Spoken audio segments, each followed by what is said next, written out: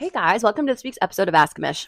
As I'm filming this podcast episode, my friend Theo, I was on his podcast 2 weeks ago, and he said something that I never actually thought about, but now I can't stop thinking about it. He was like, he's like, 'cause like I had a guest on last week, but he's like, you normally don't have guests on. He's like, so you just like talk at your phone, like to yourself for the whole, like, how do you do that? How do you just talk to yourself?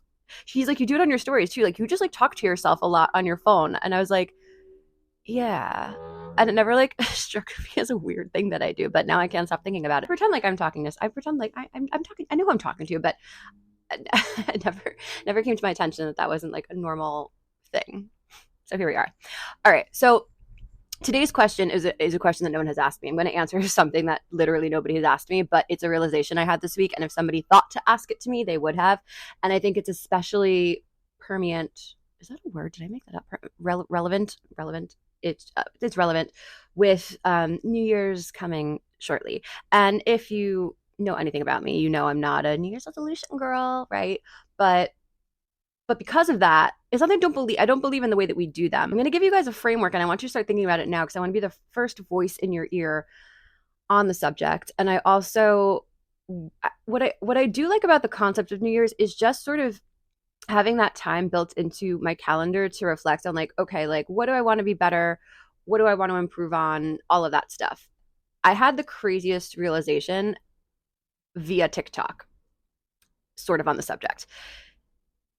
One of my guilty pleasures in life, I love scrolling TikTok. I have learned more on TikTok than I've learned in college, my master's. I've learned more about myself on TikTok. Like, if you know, you know. People either like don't use it enough, so maybe the algorithm doesn't know you enough, or they don't use it at all. They think like Instagram Reels is where it's at.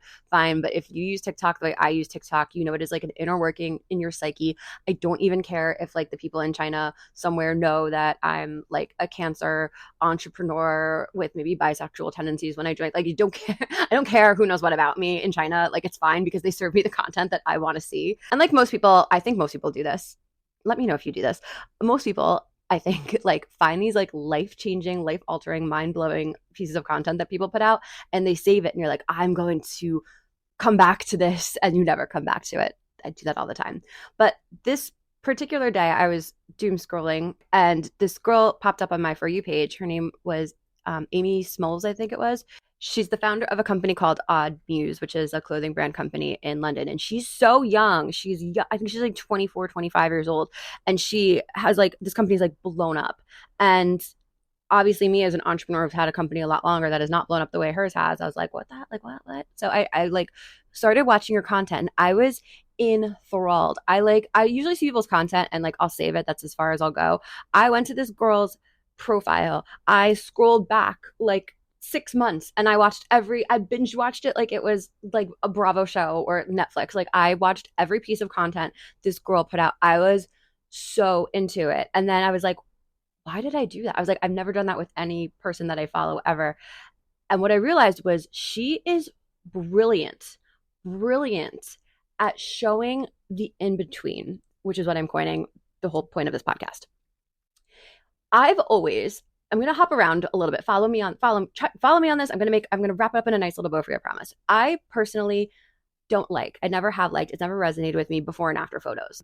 The real reason I hate them though is because you're showing a before, you're showing an after, but what the fuck happened in between? And the what the fuck happened in between is the part that people don't normalize, and so people don't understand what it looks like. So then when people encounter parts of the in between and the process that are very normal but maybe don't feel good, the fact that they don't know that it's normal, it makes them give up. So what this girl did, which she did such a brilliant job of, she's online as a young entrepreneur, and she's talking about the highs and lows of being an entrepreneur, which every single video she put out, I resonated with so deeply. She even did something which I thought was wild. She talked about cash flow problems, which I've never heard an entrepreneur talk about having cash flow problems on the internet, because most people on the internet aren't really going to understand what that means. They're going to think, oh, a company's having cash flow problems, that means they must not be doing well. That's not necessarily what it means. It means that they don't have enough money in the bank. It doesn't mean that they don't have money coming in. It doesn't, like, sometimes, people don't pay you on time. Sometimes you have to work with a new vendor. Sometimes you have a surprise like expense. Sometimes, like, there's a million reasons why a company can have cash flow problems. If you have them for extended periods of time, Obviously that could be a problem. But I remember the first time I had a cash flow issue, I was like, that's it, we're done. Like we're folding, like we're gonna close. Like, and if I at that time didn't have somebody in my ear being like, no, like this is normal, it happens sometimes, like I probably would have quit. And this girl's talking about it on the internet. I was like, oh my God, like that is, I was so taken aback by that. And then I started thinking about my clients, at Nutrish Mish. When people are posting these before and afters online, or people see people's weight loss journey online, again, even now with everyone taking those, like people aren't seeing like what that in between looks like. Like they don't know what normal looks like. And because of that, when they encounter things that are totally normal, but maybe don't feel good, or maybe they feel like it means that something isn't right, they give up. So this is something that I'm going to be doing a lot more of in 2025. Well, not 20. I'm going to start now because again, we don't do resolutions, but like for the next upcoming year, something I personally want to get better at is really just being genuinely authentic and posting the in between. This girl like really, really inspired me. Her authenticity was insane. And, I was thinking, I was like, well, why have I never done that before? And I think I have probably this belief, which we're going to be talking about, these things that hold us back from doing things, beliefs. I was like, well, I guess I had this belief that if people saw like what was really going on behind the scenes, other than the positive stuff, they would think I was failing, or they would think things weren't good, or they wouldn't think I knew what I was doing, or all of that stuff. But that's not real. In fact, like, my company's been around for 12 years. Like, like while sometimes maybe it doesn't feel like we're doing as amazing as I want, or maybe it doesn't always feel good. Like, we've been around for 12 years. Like, obviously I'm doing something right. Right. And this girl's, she's posting this stuff, and not only are people not turned off by it, people are like, I was enthralled by it. Her community is enthralled by it. So I think that's something that's so important, is to describe what the in between looks like. So I want to start helping to pioneer at least that culture. I'm going to be definitely encouraging people in our Nutritionist community to be posting a lot more of that. Like we always encourage people to post about their wins. No, I want to hear it. Like, what didn't work? What are you doing about it? All of those types of things, because that's what it really looks like. I'm a little desensitized to it as somebody who counsels people through this stuff, because I know what normal looks like. But I sort of take that for granted, that the person sitting in front of me maybe doesn't know what normal looks like. And now I'm talking them off a ledge where I could manage their expectations as to like, no, this is normal. So if I have a client that struggles with binge eating, and this week they didn't binge eat, for example, for the first time, instead of them going through the normal in between and maybe binge eating like the next week, and now me talking them off a ledge because they're like, oh no, I thought I fixed it, now I didn't fix it. Now I could say to them after that first week, okay, amazing, you did it the first week. That means that you know how to do it. That means that you can do this. All right, so this is a possibility for you now. But sometimes what happens is it's not like a switch. It's not like an on-off thing. So you're probably going to be binging again at some point, but you're going to see the frequency go down. It's going to happen less and less and less. And that's what we're looking for. We're looking for the frequency to go down. So, when you binge again, don't get upset about it. It's not the other issue dropping. That's not what that is. You prove to yourself that you can do it. Now the goal is just to make it happen less. Now all of a sudden I've managed their expectations. They know what the in-between looks like. So when they inevitably encounter that, they don't feel like they're failing. So let's sort of talk about the in-between. This is a framework that I've been thinking about a lot, actually, because I was talking to my boyfriend. My boyfriend's also an entrepreneur, and he works with companies. He helps.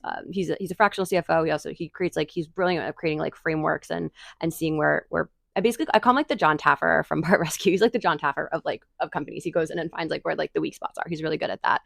And something popped up on Instagram or whatever, and it was like I forget what the exact stat was, but the stat was like X amount of small businesses fail within the first X amount of years. It's a stat that I'm sure so many people have heard. And I was like, why do you think that is? I was like, I actually said to him, I was like, do you think it's a cash flow? Like, what is it? He's like, no. He's like, I don't think it's a cash flow issue. He's like, I think it's because things get hard and people give up. And then that statement resonated with me in context to this whole in-between thing, because again, had I not known that, yeah, sometimes you have cash flow issues, push through them. Like you could push through them. There's solutions. I probably would have given up. When I have a client who has a really difficult week for the first time, or they have a string of good weeks, then they have a difficult week where, they maybe have the same expectations that they should be doing just as well on a week of Thanksgiving as they should on a random week in February, when they're not ready for those things, it could make it easy to give up. So it's important to have those conversations. What does the transformation actually look like in real life to get from point A to point B? So this is sort of the framework that I tell my clients about, but I've sort of elaborated on it a little bit more in this context. And you can apply this to anything, any goal that you want to achieve, you could apply this to. Brief pause in the spirit of realness of the in-between. I just recorded this whole thing. It came out so friggin' good. And then I look and my mic had died. So literally none of it got picked up on audio. So now we're going to redo it. And it's fine. We're going to redo it better. So let's do it. Okay, so here's what we want to do. I want you to picture an overarching kind of framework here, right? Now, the overarching vibe is going to be at the top here. That's going to be your goal. And underneath your goal, there's going to be 3 buckets.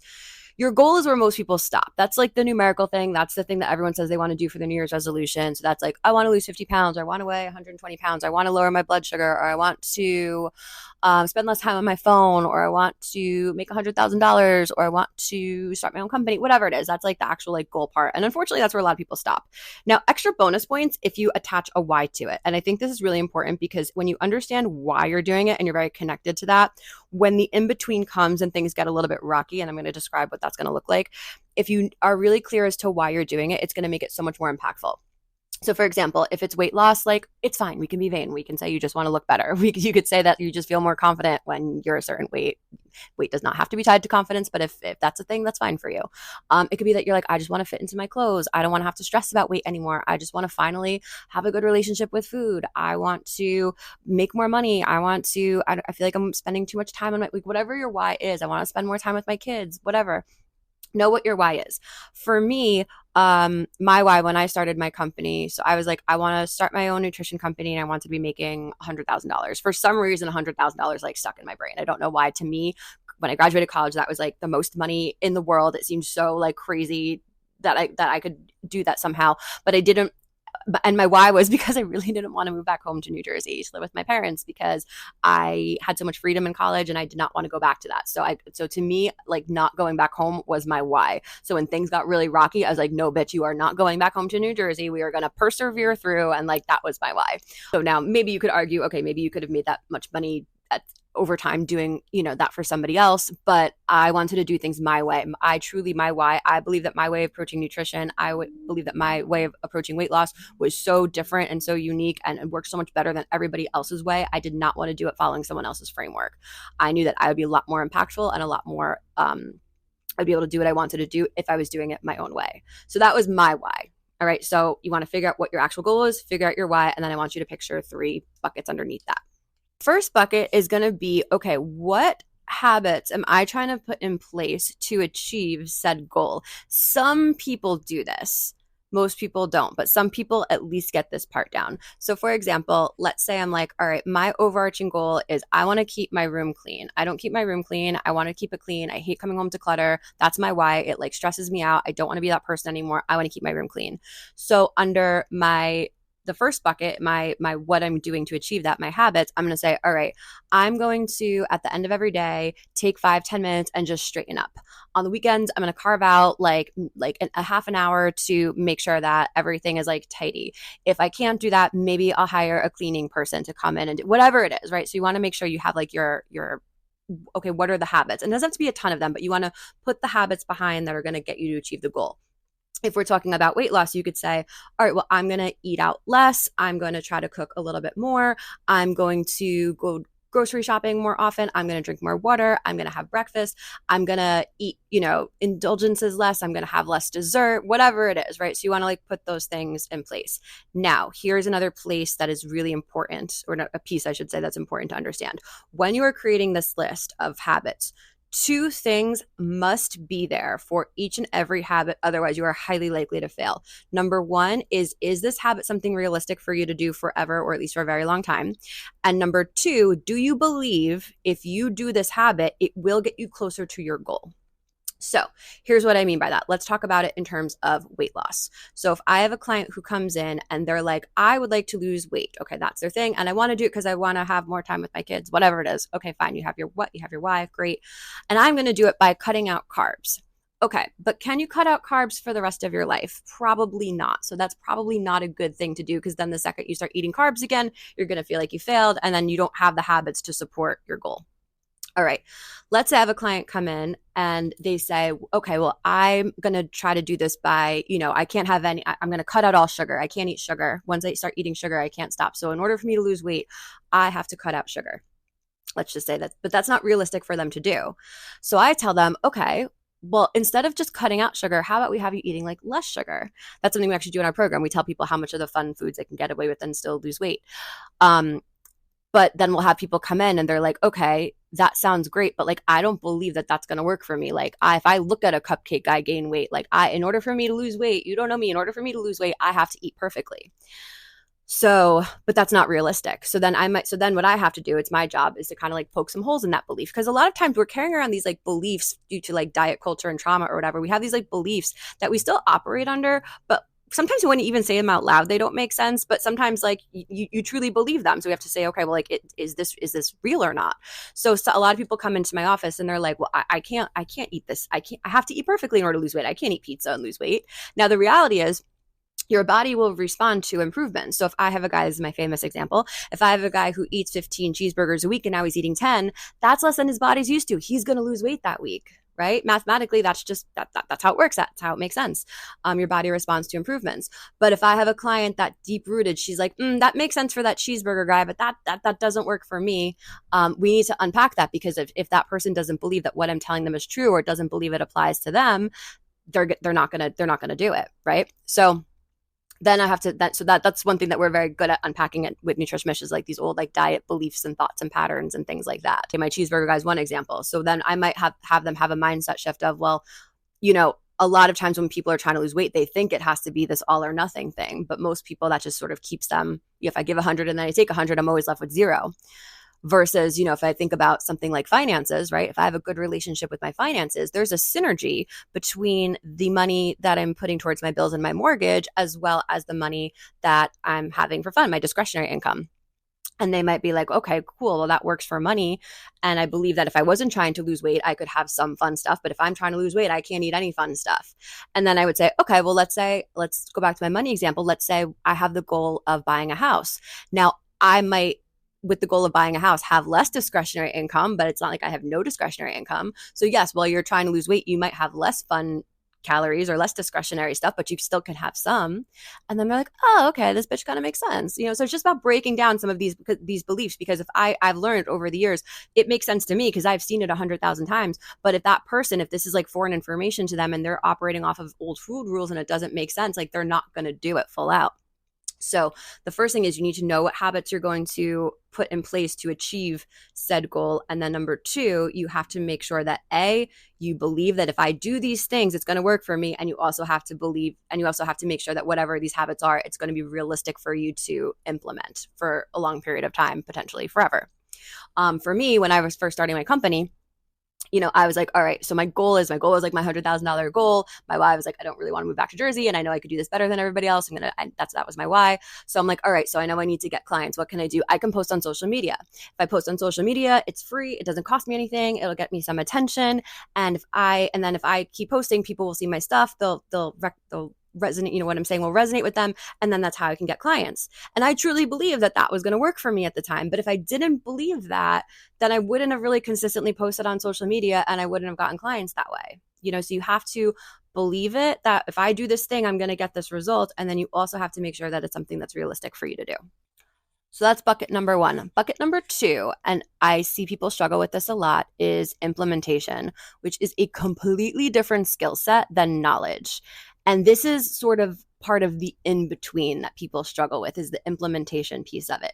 So the first thing I want you to understand is that knowledge and implementation are 2 different things. Getting yourself to figure out what you're going to do to achieve your goal, getting yourself to believe that if I do this thing, it's going to work for me, and choosing things that are going to be something that I could do over and over again, is not the same thing as taking those things and inserting those action items into your day and your week. And here's why. Our brains, which I've talked about before with you guys, automate a lot of stuff. You probably do most of your day without actually consciously thinking. You wake up, you brush your teeth, go to the bathroom, you go to the shower, you do the same, feed the dog, you do the same things over and over again. You drive to work, you don't even think about it. You're like, how the hell do I get to work? You don't have to turn your brain on, because your brain likes to automate as much as possible. In order to take new habits and insert them into your day or into your week, it takes time to do that. And sometimes you have a really good idea, but it just doesn't work into your week. So let's just use this as an example. Let's say you're like, okay, I want to lose weight. I know I want to do it. One of the things I can do to lose weight is I can cook at home more. I eat out so much. I'm going to start cooking at home more. I believe I can do that. And I believe if I do that, I believe that I will lose weight. Cool. So then Monday rolls around, you you hit the ground running, you're doing your week, whatever, Monday, you have a full day of work, and then you come home, kids, do whatever your day looks like. And then you're like, okay, I'm ready to cook. And then you're like, oh no, I don't have any groceries in the house. And then you're like, shit, it's the first day. It's the first week that I decided to do this and I don't have anything in the house. I've already now I have to order in. I'm already failing and blah, blah, blah. And you can spiral and you can give up very easily over that. Implementation is a different skill set. Give yourself a grace period. Give yourself a grace period to iterate and see what works and what doesn't work, because interrupting your autopilot is hard. So instead of getting mad at yourself and spiraling, be like, okay, here's what I need to do for next week. I need to put another habit in place in order to make sure that I can cook more. So I need to go grocery shopping. So I believe I can go grocery shopping. And I believe if I do go grocery shopping, I will be able to have groceries for the week. Cool. Now let's say she's like, so now let's say the time comes to go grocery shopping and she's like, it's my Sunday. I don't want to go grocery shopping. Like, this sucks. Like, I don't want to do that. And it becomes something that she really doesn't want to do. So she doesn't do it. And then she feels like she failed again. She's like, I know I have to go grocery shopping, but I really don't want to go grocery shopping. I hate going to the grocery store. It's my Sunday. It's my weekend. It's my only time to decompress. Okay, so let's iterate again. Let's go back to our habit board. Okay, so you could do grocery delivery, or you can pick a different day to go grocery shopping. So let's say she's like, I like the idea of grocery delivery, but it's too expensive. That's a belief that she has. She believes it's too expensive, so I'm not going to do it. I can do it for a long period of time, but like, I don't believe I'm going to want to do it for a period of long time because I think it's too expensive. Okay, but you ended up eating out 3 or 4 meals because you didn't have groceries in the house. The grocery delivery for a week is $10. So if you do that, there's your $10 back. So you end up spending $100 because you were ordering in, versus the $10 for grocery delivery. And she's like, oh, okay, now I believe that that's the logical thing to do. So then she does her grocery delivery. So it's just about kind of like seeing what works, seeing what doesn't work, and iterating that. Now, maybe some weeks she goes to the grocery store, maybe some weeks she, does the meal delivery, whatever, but she's developing the system of implementation to achieve that habit, right?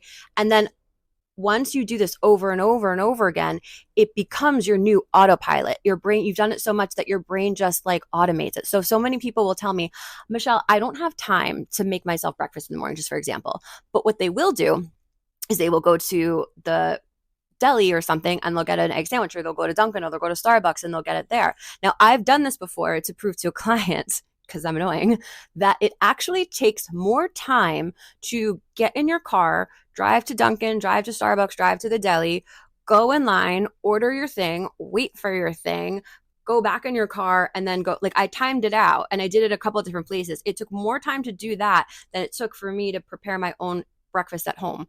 The difference is I don't have to think. I don't have to think when I go to Starbucks. I don't have to think when I go to the deli. I don't have to think when I do all that stuff. If I'm trying to implement something new, I have to think. I have to turn my brain on. I have to crack the egg into the pan. It actually takes, if you're making just even eggs, for example, it takes 4 minutes to make scrambled eggs. 4 minutes, literally. Like less than 5. But if it's not in your wheelhouse, if it's not on autopilot yet, it feels like it's a long time, but it's not. Once you do it over and over and over and over again, it just becomes what you do. So when I was doing my whole nutrition thing, I'm not a morning person. If you guys know me, I'm not a morning person. And the idea of like preparing a breakfast for myself, like felt like it was never going to happen. Now it would be weird. It would be just as weird for me to do that as not take the time to shower or brush my teeth. Right. Because if somebody, no one's ever come into my office and be like, oh my God, Michelle, I haven't showered all week. I was way too busy. And it takes like, depending on the level of shower you're doing. If you're a girl, you understand, like there's levels of showers. We do like a body shower all the way to like an everything shower. Like 20 minutes, half hour, but like no one's come in and tell me like, oh, I didn't have time to shower this week, because it's just part of what you do. It'd be weird for you not to do it. So with our clients for nutrition, at least we like to get them to the point where it would be just as weird for them not to eat well as it would be to like not shower or brush their teeth. Like it's just something that wouldn't happen, but you need that repetition in order for it to become part of your autopilot. So the levels are, what your habits are, then implementing it is a totally different skill set. You want to give yourself some grace to iterate and be like, okay, this worked, this didn't work. Don't get mad at yourself during that process. That's the in-between that people don't talk about. They don't talk about the iteration process of that. They just either feel like they failed and they give up, or they don't talk about like the struggles, because people apparently don't like showing that on the internet, which we're going to change that, right? And then once you do it over and over and over again, it just becomes what you do. Like for someone who's never cooked before, cooking, it's like looking at a recipe, it's like you might as well be like looking at like like an encyclopedia. It's like, what am I even looking at here? But once you have a comfort level with it because you've implemented it, and then once you do it over and over again, it's just part of what you do. Nobody has to think when they drive a car, even though that's a very complicated process. If you've driven a car, you just know how to do it. Your brain will automate something that you do over and over and over again. And that's how you create habits that actually stick. That's why people ask me, like, how do you have such a high long-term success rate at Nutrish? Because that's what we do. Now, does it take a little bit longer than the average stupid diet? Yeah, no shit it does, but it sticks and it works. And the problem is people will be on and off and on and off and on and off a million diets, right? Before they do this one thing. It takes less time to create a permanent result than people who go on and off diets over and over again. So if you were to start in January, let's just say, by like March, you'd be really solid. By, June, you'd be great. Within a year, you would be there and it would be so autopilot for you. But, people don't necessarily approach it from this way, but that's why people fail at a lot of their goals, because they don't look at it this way. So now applying this to, my company, like we have been very blessed where we've reached a level and we've been able to sustain that level for a very long time, but we haven't really been able to grow past it. So me thinking in terms of this framework, okay, what is my goal? My goal, let's say, is to be able to get more clients, right? Get more clients in our door, blah, blah, blah. Now, what do I have to do in order to do that? I have to hire somebody at this point for marketing. I'm at the point where I can't do everything. Now, I think analyzing it now, in the past, I didn't believe that if I hired somebody to help me that it would work. Or maybe I don't believe I could afford it. Or maybe I didn't believe that it was going to work. Or maybe I didn't believe that if it did work, how now I have to hire and train someone. There's all these limiting beliefs that you have to unpack, let's just say, as an entrepreneur in order to get to that next level. Now I'm let's just pretend okay, let's say I do hire a marketing company. Now it's week 1 of them marketing and I'm well, the phone's not ringing. Now I'm wasting money. It's not working. You got to stop. No, I need to give them the space to implement. We need to iterate. We need to see what works. We need to give it time and blah, blah. And then when it works, then we do it over and over again. And now it's on autopilot. Now we have more clients. So again, you can apply this to literally anything, any goal in life. But I think because we don't talk about that in between, we are either unclear as to what the things are that we have to do. We have a fear that if we do those things, it's not going to work, or maybe it won't be sustainable. Even when we then are really clear on those things and we do believe they're going to work, then we don't give ourselves any grace to actually implement and iterate and give ourselves the space to kind of figure out, okay, how does this actually fit into our lives and in our day? And then, but if you do give yourself that grace, you get the beautiful gift of having it all autopiloted in your brain where it's just part of who you are, and then you don't have to think about it anymore. So I hope thinking about it this way is helpful. I want you guys to think about this as you start to think about the New Year's resolution vibe. Not that I want you necessarily setting them. You could start today doing this. But like I said, I do like the idea of a New Year's resolution just as a check-in, just as as a reminder of okay, well, where can I improve? Where can I get better? And make sure that you're following me on social media, both at ask_Mish, but also my personal one at Mish, at Mish, MISH of Nutrish Mish, NUTRIS. Oh my gosh, NUTRI. Oh my God, guys, I can't spell. Instagram at Mish of Nutrition Mish. I'll link it in the show. I'm going to link it in the show notes, guys. I'm going to be really showing a lot more of the journey and the process. I'm going to be being a lot more authentic online. Like I said, this goal really inspired me, and I think it's something that's missing. I'm going to be encouraging our clients to normalize and share the inner workings of getting from point A to point B. All right. Let me know what you guys thought of this episode online, and I will check you guys out next week.